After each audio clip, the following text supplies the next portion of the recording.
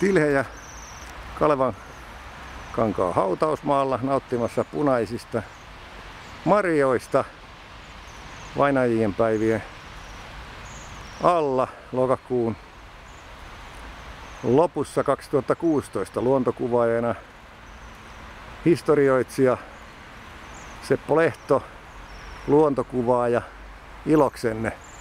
Siinä tilhillä riittää ruokaa.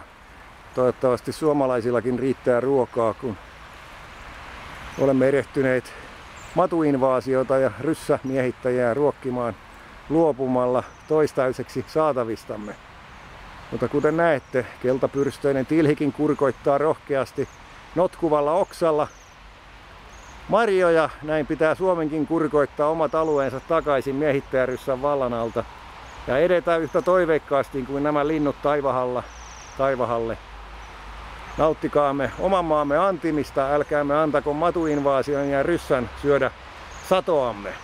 Seppo Lehto, kansakunnallinen profeettanne tässä ajassa, nyt ja iankaikkisesta iankaikkiseen. Se on moro, Sieg Heil meine Freunde!